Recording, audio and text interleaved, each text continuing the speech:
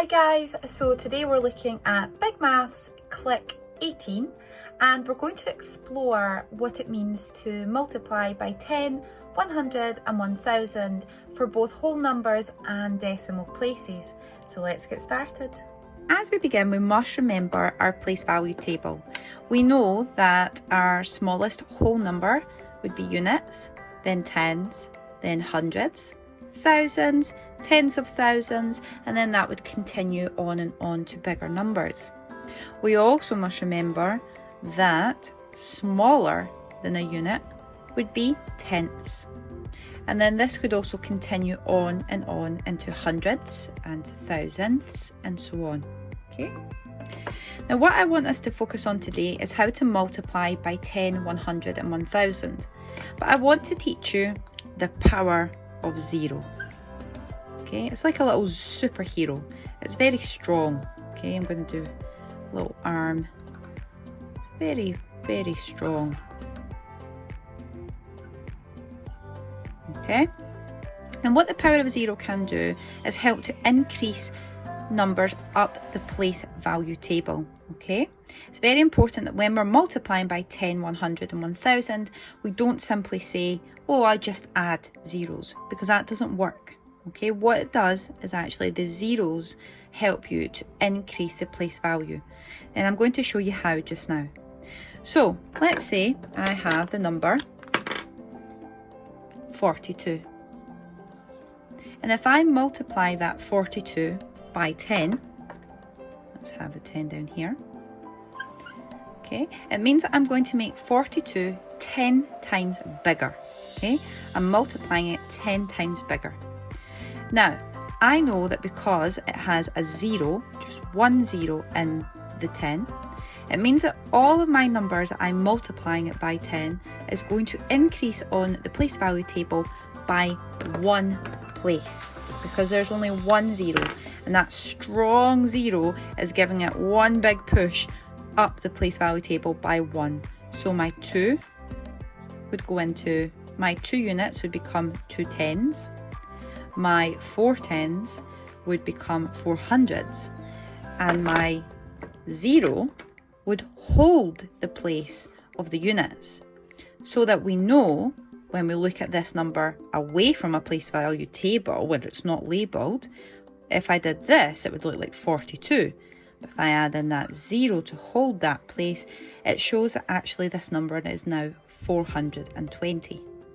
Now we're going to try it with a bigger number. Let's do 372. 372, and this time we're going to multiply it by 100. Now what do you notice about the 100? Remembering what we just spoke about the zeros. The 100 has 2 zeros. Okay, so that reminds me that when I multiply a number by 100, the number will become, yes, 100 times bigger, but it also means that the place value of each of the numbers, of each of these digits, will increase by 2 place values, and I'll show you how just now. So my 2 will jump to 1, 2, and it will come in the hundreds.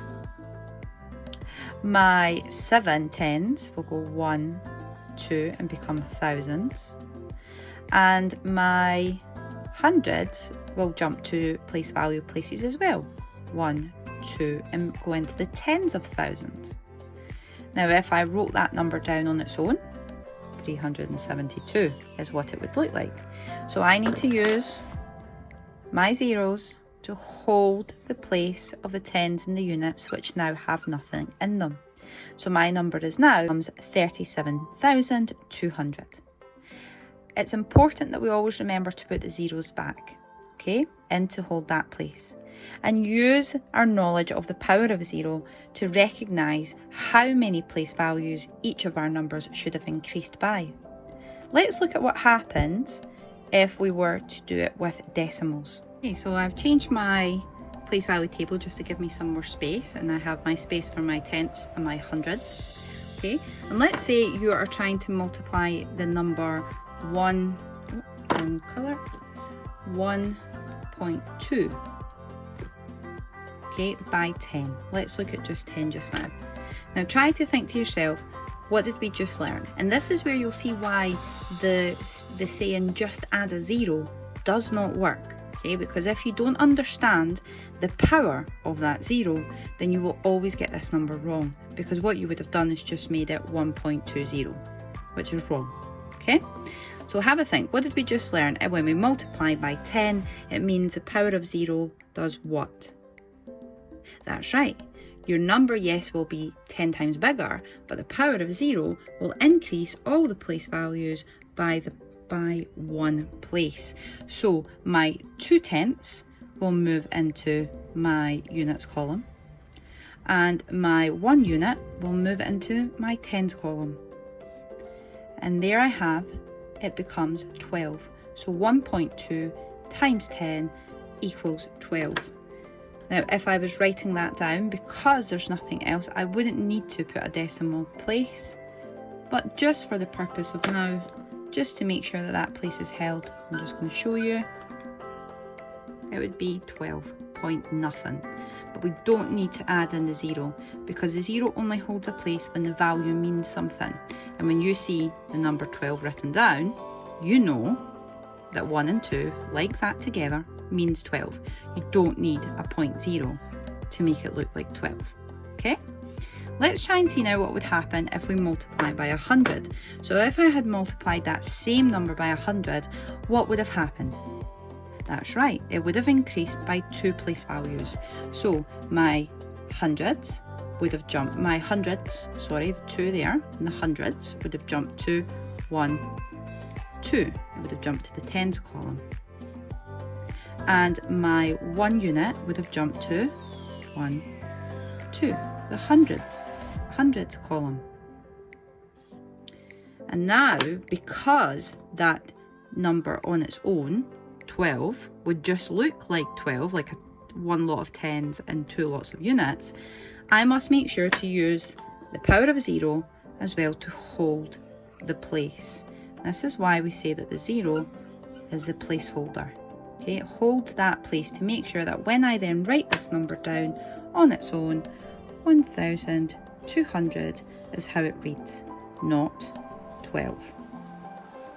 Okay? Now, if you were multiplying by 1,000, what would happen then? Let's try it. So let's try and multiply. Let's do 1.37, okay, by 1,000. Now, what do we notice about multiplying with 1,000? We know that it's going to make this number 1,000 times bigger. Okay, we know that when we multiply, the number always gets bigger. It will never be smaller than what we started with. So it means it's going to move up the place value table. But the power of the zeros remind us how many times it's going to move up. That each digit will move up the place value table. We have 1, 2, 3 zeros when we multiply with 1,000. So that means that each one of these numbers will move up by the power of 3. Okay, so let's try it just now. So that means that my 1 unit is going to move up 1, 2, 3 places on the place value table. I'm going to write that in there. So it became 1,000. My tenths will move up 1, 2, 3, and it will then become 3 hundredths. And my hundredths will become 1, 2, 3, and it will become 7 tenths. So there my number is 137, which if I wrote it on its own, it would look as 137.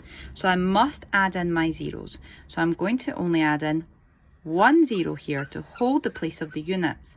If I added in zeros here, it wouldn't necessarily be incorrect, but it would certainly be unnecessary. There's no need, because if there's no fractions of a whole number, you wouldn't write it down.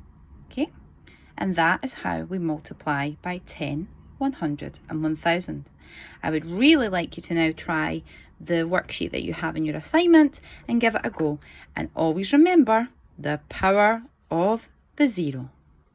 Good luck.